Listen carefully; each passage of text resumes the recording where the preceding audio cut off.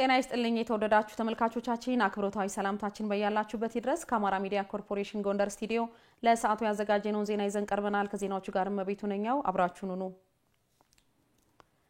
የጎንደር ዩኒቨርሲቲ ማህበረሰብ እንደ ቤተሰብ ተቀብሎ ማስተናገዱ በዩኒቨርሲቲ ቆይታቸው ለውጤታማነት እገዛ እንደሚያደርግ ወደ ዩኒቨርሲቲው ተመድቦ ይገቡ ተማሪ ዩሪካ ዮናስ ከሱዳን ካርቱም ከተማ ወደ ጎንደር ዩኒቨርሲቲ ለመማር ነው የመጣችው። ጎንደር ዩኒቨርሲቲን በተለያዩ ምክንያቶች መምረጧን አስታውሳ ለአካባቢው አዲስ ብትሆንም የግቢው ማህበረሰብ አቀባበል እንዳስደሳት ጠቅሳለች። ለአገሩ ያው አዲስ ነኝ ማለት ይቻላል እና ጎንደር ዩኒቨርሲቲ ያው በጣም አሪፍ ዩኒቨርሲቲ እንደሆነ እንዳወቅ ወደዚህ ሞላው አንደኛ ሞላውና በመምረጤ በጣም ደስተኛ ነኝ። ኮሪደር ሊማት ራሱን አመሰግናለን። በጣም ነው ያሳመሩት። ቢዝነስ ለመማር ፈልጋለሁ። አሁን ለማሳካት እጥራለሁ መክራለሁ። ሌሎች አዲስ ገቢ ተማሪዎችም የግቢው ማህበረሰብ እንደ ቤተሰብ እንደተቀበላቸው ገልጸው በቀጣይ ግባቸውን ለማሳካት ጥረት እንደሚያደርጉም ተናግረዋል። ተማሪ ፍስሐ ገብረ ኢየሱስ ግቢ ስገባ ያገኘሁት አቀባበል ፍጹም የተለየ ነበር። ደስ የሚል ነበር። ግቢ በር እስከ ዶርም ድረስ ያለው አቀባበል በአጠቃላይ ፍጹም የሚማርክ ነበር። በህግ ዘርፍ ጠበቃ ወይም ዳኛ መሆን ፈልጋለሁ። ይሄንንም ለማድረግ ደግሞ በጣም የተሻለ ጥረት አድርጌ አላማዬን አቺቭ ማድረግ ፈልጋለሁ። ሀብተማርያም መስረስ ይባላልው ከአዲስ አበባ ነው የመጣሁት። ግቢው እንኳን በጣም ደስ ይላል።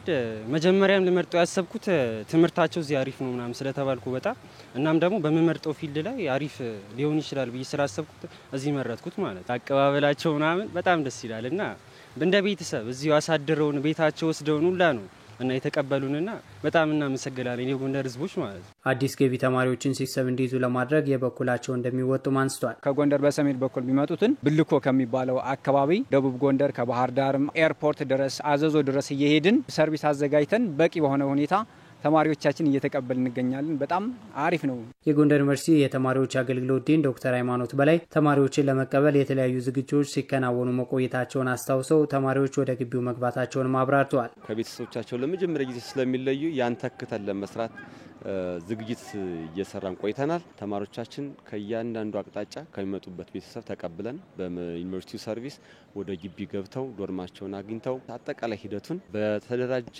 ኮሚቴ በተማሪዎች ህብረት በመታገዝ እየሰራን እንገኛለን። በዚህ አመት 2018 ወደኛ ዩኒቨርሲቲ መጣው ነው የመጡ ተማሪዎች 3450 እንዲሆኑ ዩኒቨርሲቲው በትኩረት እንደሚሰራም ገልጸዋል። በአቀባበል ደረጃ ብቻ ሳይሆን በመማር ማስተማሩ ጠንካራ ሆነው ለሀገሪቱ በምርምር በአጠቃላይ በአገልግሎት አሰጣጥና በየዘርፋቸው ችግር ፈች መሆን እንፈልጋለን። ስለዚህ እንደ ተቋም ይሄን ስለምንፈልግ በቅድመ ዝግጅታችን በደንብ ከመምሩ እስከ መማሪያ ክላሳቸው ዲጂታላይዝ በሆኑ የስማርት ክላስና አጠቃላይ አክሰሱ ኢንተርኔቱ በዚህ አሟልተን አሁን በቅድመ ዝግጅታችን እንገኛለን። ይሄ ደግሞ አጠቃላይ ለመማር ማስተማሩ ውጤታማ እንዲያደርጋቸው ጠቃሚ ስለሆነ በዚህ መልኩ ዩኒቨርሲቲው እየሰራ ይገኛል። አዲስ ገቢ ተማሪዎች ውጤታማ ለመሆን የበኩላቸውን ጥረት እንዲያደርጉም ዶክተር ሃይማኖት አሳስበዋል። በትምህርቱ ዘርፍ እየተሰሩ ባሉ ስራዎች የተማሪዎች ውጤት የተሻሻለ መምጣቱን የጎንደር ከተማ አስተዳደር ገለጸ። ከተማ አስተዳደሩ በ2017 የትምህርት ዘመን 12ኛ ክፍል መልቀቂያ ፈተናን ወስደው ከፍተኛ ውጤት ላስመዘገቡ ተማሪዎች ዕውቅና ሰጠ። 2017 ዓ.ም የ12ኛ ክፍል ብሔራዊ መልቀቂያ ፈተና ከወሰዱ 4596 ተማሪዎች ውስጥ 27 በመቶ ወደ ከፍተኛ ትምህርት ተቋማት የሚያስገባቸውን ውጤት ማስመዝገባቸውን የከተማ አስተዳደሩ ትምህርት መምሪያ መረጃ ያሳያል። በከተማ አስተዳደሩ ከፍተኛ ውጤት ላስመዘገቡ ተማሪዎችና ለመጣው ውጤት አስተዋጽኦ ላበረከቱ ተቋማት ዕውቅና ተሰጥቷል። የጎንደር ከተማ አስተዳደር ትምህርት መምሪያ ኃላፊ ስንታየው ነጋሽ ለዓመታት በመድከም ተማሪዎችን ለውጤት ያበቁ ወላጆችና የትምህርት ተቋማት ባለድርሻዎችን አመስግነዋል። 27 በመቶ ተማሪዎች ወደ ከፍተኛ ትምህርት ተቋማት የሚያስገባቸውን ውጤት ማስመዝገባቸውን የጠቀሱት ኃላፊው 62 በመቶ ደግሞ የአቅም ማሻሻያ ወይም ሪሚዲያል ትምህርት የሚያስገባው ውጤት ማስመዝገባቸውን ተናግረዋል። ለፍታችሁ ደክማችሁ ልጆቻችሁን ለውጤት ያበቃችሁ ወላጆች፣ ልጆቻችሁን ለውጤት ያበቃችሁ ትምህርት ቤቶች መምህራን፣ ለፍታችሁ ደክማችሁ ለውጤት ያበቃችሁ እንድትል ከፍ ያሉ ጭንቅላቶች ያስፈልጉናል። በእውቀታቸው፣ በክህሎታቸው፣ በአመለካከታቸው፣ በስነ ምግባራቸው የታነጹ ከኛ የተሻሉ ትውልዶች ያስፈልጋል። የተሻለ ውጤት ለማስመዝገብ ጠንክረው መስራታቸውንና በወላጆችና በትምህርት ቤታቸው ሲደረግላቸው የነበረው ድጋፍ መሆኑን ዕውቅና የተሰጣቸው ተማሪዎች ተናግረዋል። ስሜ ሳምራዊት ሞላ እባላለሁ። ከፋሲለደስ ቁጥር 1 ትምህርት ቤት ነው የመጣሁት። በ2017 የ12ኛ ክፍል ብሔራዊ ፈተና ያመጣሁት ውጤት 512 ነው። ይሄ ውጤት የኔ ብቻ አልነበረም። ከትምህርት ቤትም ከመምህራንም ከወላጆች ከፍተኛ ጥረትና ድጋፍ ሲደረግልን ነበር እና ያንንም በማሳካት ያው የተገቢውን ውጤት በማጥናታችን ነው እና በቀጣይ ደግሞ ያው በመፈልግበት ዲፓርትመንት ገብቼ አሪፍ አርጌ ሰርቼ ያው መፈልግበት ቦታ ለመድረስ በደንብ እንድጥር ረድቶኛል ፕሮግራሙ መዘጋጀቱ። የጎንደር ከተማ አስተዳደር ከንቲባ ተወካይ ነጻነት መንግስቴ ትምህርት የሁሉንም እጣ ፈንታ የሚወስን በመሆኑ የጋራ ርብርብን የሚጠይቅ ነው ብለዋል። የትምህርት ስርዓቱ ላይ ስብራት ተፈጥሮ መቆየቱንና አሁን ላይ እየተሰሩ ባሉ ተግባራት እየተሻሻለ ውጤት እየመጣ መሆኑን ገልጸዋል። የትምህርት ስርዓቱ በጥሩ መሰረት መቃኘት አለበት በሚል በትልቅ የመንግስት ኮሚትመንት ስራዎች እየተሰሩ እንደሆነ ታውቃላችሁ። ምክንያታዊ ያልሆነ ትውልድ ባለቤት ያደረገና የፈተና ስርዓታችን እንዲስተካከል ጥረቶች ተደርገዋል። በሀገር አቀፍ ደረጃ በክልል ደረጃ የተሻለ ውጤት ባለቤት ነው ከተማችን። ይሄ ውጤት የመጣው ሁላችንም ባደረግነው ርብርብ በቀጣይም የተሻለ ውጤት መሟላቱ ትምህርታቸውን በአግባቡ እንዲከታተሉ እንዳገዛቸው የዳባት ከተማ አንደኛና ሁለተኛ ደረጃ ትምህርት ቤት ተማሪዎች ተናገሩ። የተማሪዎችን ውጤታማነት ለማሳደግ እየሰራ መሆኑን የዳባት ወረዳ ትምህርት ጽሕፈት ቤት ገልጿል። ያየፈንቴ ተጨማሪውን ዘገባ ይነግረናል። የተከበራችሁ ተመልካቾቻችን የአማራ ሚዲያ ኮርፖሬሽን በሰሜን ጎንደር ዞን ዳባት ወረዳ በመገኘት የ2018 ዓ.ም የመማር ማስተማር ስራው ምን ይመስላል ሲል በአንደኛና በሁለተኛ ደረጃ ትምህርት ቤቶች ላይ ምልከታ አድርጓል። እንግዲህ በምልከታችንም ተማሪዎች እንደነገሩን ከሆነ የትምህርት ዘመኑ ከመስከረም 5 ጀምሮ እየተሰጠ መሆኑን አንስተዋል። መምህራንም የተለያየ ድጋፍ እያደረጉላቸው መሆኑን ነግረውናል። ስሜ ሀውል ታክሎ ይባላል። የ7ኛ ክፍል ተማሪ ነኝ። ትምህርት የተጀመረው መስከረም 5 ነው። መምህራን የተባበሩ ነው። መጽሐፍ እየሰጡን ነው። አንድ ለ5 እየተደራጀን ያከበደን ነገር እንጠይቃለን፣ እነሱም ምላሽ ይሰጡናል። ስሜ ፌቨን ዘሪሁን ይባላል።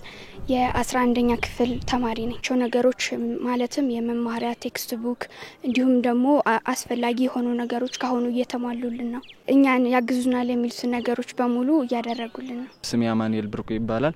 የ11ኛ ክፍል ተማሪ ነኝ። ሁሉንም ትምህርት በተሟላ በኩ እየተሰጠን ነው። እንዲሁም የተለያዩ መጽሐፎችን አግኝተናል። የተለያዩ ላቦች መግባት አክሰስ ለማድረግ ሰኞና ማክሰኞ በተቃራኒ ፈረቃ ተመድቦልን እየተጠቀምን እንገኛለን። በትምህርት ዘመኑ ተማሪዎች ውጤታማ እንዲሆኑ እገዛ እያደረጉላቸው መሆኑን የአንደኛና የሁለተኛ ደረጃ ትምህርት ቤት መምህራን ነግረውናል። መምህርት ስሜ በላይ ይባላለሁ።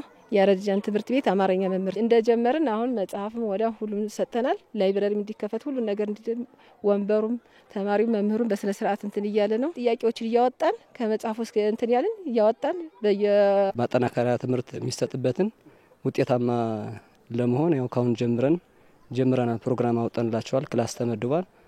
በዛ በፕሮግራም መሰረት በየሳብጀክቱ እያንዳንዱ ሳብጀክት እኛን በሚደርሰን ተራ እንሰራለን ማለት ነው። በትምህርት ዘመኑ የተሻለ ውጤትን ለማስመዝገብ ከወዲሁ ጥረት እያደረጉ መሆኑም ተማሪዎች ነግረውናል። አብረን እናነባለን። ላይብረሪ አንዳንዴ እንገባለን፣ እናነባለን። አምና 3 ነው የወጣሁት። ስለዚህ ዘንድሮ ወደ አንድ ለመውጣት እቅዳለሁ። ካሁኑ ቅድመ ዝግጅት መውሰድ ካለብን ድረስ ከመምህራን ጋር ጥሩ ሪሌሽን ካሁን እንዲኖረን በማድረግ ፕላን በማውጣት ጥሩ ዝግጅት እንዲኖረን እያደረግን በትምህርት ዘመን ውጤታማ ለሆን ከመምህራኖች ጋር የሚሰጠው የትምህርት በመጠቀም ከቤታችንም ሆነን በማጥናት ተዘጋጀን። ምክንያቱም እኛ ቀጣይ የ2019 የኢንትራንስ ተፈታኝ ስለሆነ የዛም ጭምርት ለመዘጋጀት እየሞከርን እንገኛለን። የዳባት ወረዳ ትምህርት ጽሕፈት ቤት እንግዲህ በማር ሂደቱ መጀመሩንም ነግረውናል። የዳባት ወረዳ ትምህርት ምክትል ኃላፊ አምባው ሙሌ ካቀርናቸው ተማሪዎች 80% በመማር ማስተማር ላይ ያሉ ናቸው። ሙያተኛን አወያየነ 91 ተቋም ነው ያለና ከ91 ተቋሞች 58 ትምህርት ቤቶች ናቸው አሁን ለመዝገብ ለበቻና ወደ 30 ሺህ የሚሆኑ ተማሪዎች ተመዝግበዋል። ከ30 ሺህ ደግሞ 21 ሺህ ተማሪዎቹ በመማር ማስተማር ነው ያሉ። አገር ሽማግሌዎቹን ጭምርት እያወያዩ መምህራን እያወያዩ እርሰ መምህራን እያወያዩ ነው እንግዲህ ለመክፈት የሞከርና ሌሎችም ቀሪዎችም እየተነጋገርን ነው ማለት ነው። የትምህርት ጥራት እንዲረጋገጥና ተማሪዎች ደግሞ ይበልጥ ውጤታማ እንዲሆኑ በትምህርት ቤቶች የማጠናከሪያ ትምህርት እየተሰጠ መሆኑም ተነግሯል። ቁሳቁሶችን በማዘጋጀት መምህራኖች የባከነ ክፍለ ጊዜ እሱን ለመስራት እቅድ አቅደን እየሰራልን ያለ ማለት። በትምህርት ዘመኑ ተማሪዎች ይበልጥ ውጤታማ እንዲሆኑ ወላጆች በሰዎች ጤና ላይ ጉዳት እንዳያስከትል የሚያስችል ግንዛቤ ማስጨበጫ በተጠናከረ መልኩ እየተሰጠ መሆኑን የገንደ ውሃ ከተማ አስተዳደር ጤና ጥበቃ ጽሕፈት ቤት ገለጸ። በከተማዋ የችግሩን አሳሳቢነት ለመቀነስ ከ2500 በላይ ውሾችን መከተባቸው ተጠቁሟል። ኤልያስ ጋሻው ዝርዝር ዘገባ አለው። በምዕራብ ጎንደር ዞን ውሻን የሚያሳብድ በሽታን ለመከላከል በትምህርት ቤትና በእምነት ተቋማት ለማህበረሰቡ ግንዛቤ ፈጠራ ስራዎች እየተሰራ ነው። በአካባቢው ውሻን የሚያሳብድ በሽታን በማህበረሰቡ ዘንድ ያለው ግንዛቤ አናሳ በመሆኑ ተደጋጋሚ የግንዛቤ ማስጨበጫ ስራው በተጠናከረ መልኩ የሚሰጥ የገለጹት የገንዳዋ ከተማ አስተዳደር ጤና ጥበቃ ጽሕፈት ቤት ኃላፊ ሲስተር ምግብ ፈንታ ናቸው። አንድ ውሻ ከወትሮ ልማዱ የተለየ ጸባይ ካሳየ፣ አላግባብ ለመንከስ ሙከራ ካደረገ በቫይረሱ የተጠቃ ውሻ እንደሆነ በመገመት ማህበረሰቡ ጥቆማ መስጠት እንዳለበት አሳስበዋል። ውሻው ከተነከሰ በኋላ እንወስደው ይሄን ውሻ ነው። ስለዚህ ይሄ ምልክት ከታየ ነው እንግዲህ አንድ ውሻ ታሟል ወይም ደግሞ የውሻ በሽታ ተከስቷል ልንለው የምንችለው በዚህ ነው። በተለያየ አጋጣሚ ውሻን በሚያሳብድ በሽታ የተነከሰ ሰው በፍጥነት ወደ ጤና ተቋማት በመሄድ ተገቢውን ሕክምና ማድረግ ይኖርበታል የሚሉት ኃላፊዋ የውሻ በሽታው መከላከያ መድኃኒቱ እጥረት እንዳይገጥምም ከአጋር አካላት ጋር እየተሰራ መሆኑን አብራርተዋል። ማህበረሰቡ ከተነከሰ በኋላ ወደ ሐኪም ቤት እንዲመጣ ውሻው ትክክለኛ ማበዱን አስረን ማየት ስላለብን ያን ሁሉ ግንዛቤ እንሰጣለን። ትክክለኛ ያበደ ውሻ ከነከሳቸው ወደ ጤና ተቋማት መጠው ትክክለኛውን ሕክምና እንዲያገኙ ነው የምንፈልገው። መተማ ጄኔራል ሆስፒታል ከሌላ ተቋማት ጋር የጋራ በማድረግ መድኃኒቱ እንዲቀርብልንና በየጊዜው እንዲያመጡልን እነሱም ጋር የጋራ አድርገን እንሰራለን ብዬ አስባለሁ። በምዕራብ ጎንደር ዞን ውሻን የሚያሳድጉ የማህበረሰብ ክፍሎች ከ3 ወር በላይ የሆኑትን ውሾች ማስከተብ እንዳለባቸው የገለጹት የዞኑ እንስሳትና ዓሳ ሀብት ልማት ተጠሪ ጽሕፈት ቤት የእንስሳት ጤና ባለሙያ በአመት አንድ ጊዜ መሆን ከተባት ነው በየአመቱ ማስከተብ እንዳለባቸው የሚከተቡት እንስሶችም ውሻ ከ3 ወር በበላይ ያሉት ማለት ነው። በሽታው የሚተላለፈው በንክሻ በተበከለ ወተትና በሌሎች ነገሮች እንደሚተላለፍ የሚናገሩት ባለሙያዋ ውሻን በሚያሳብድ በሽታ የተነከሰ ሰው ወዲያውኑ ቁስሉን በሳሙናና በውሃ በመታጠብ ወደ ሕክምና ተቋም መሄድ እንዳለበት ጠቁመዋል። የሚተላለፉት በንክሻ በተቧጨረ ቁስል ሊሆን ይችላል። ያው ሌሎች በተበከለ ምግቦች ሊተላለፍ ይችላል፣ በወተት በስጋ። ከተነከሱ በኋላ ደግሞ ፈጥነው ወዲያውኑ በሳሙና በውሃ በአልኮል በተለነስ በበጀት ዓመቱም ከ2500 በላይ ውሾች መከተባቸውን የዞኑ እንስሳትና ዓሳ ሀብት ልማት ተጠሪ ጽሕፈት ቤት አስታውቋል። የተከበራችሁ ተመልካቾቻችን ለአብሮነታችሁ ከልብ ያመሰገንን። ከጎንደር ስቱዲዮ ለሰዓቱ ያዘጋጀንላችሁ ዜና እስካሁን ስትከታተሉትን የቆያችሁትን ይመስል ነበር። ከዜናዎቹ ጋር መቤቱ ነኝ አብሬያችሁ ቆየው። ሰናይ ጊዜ።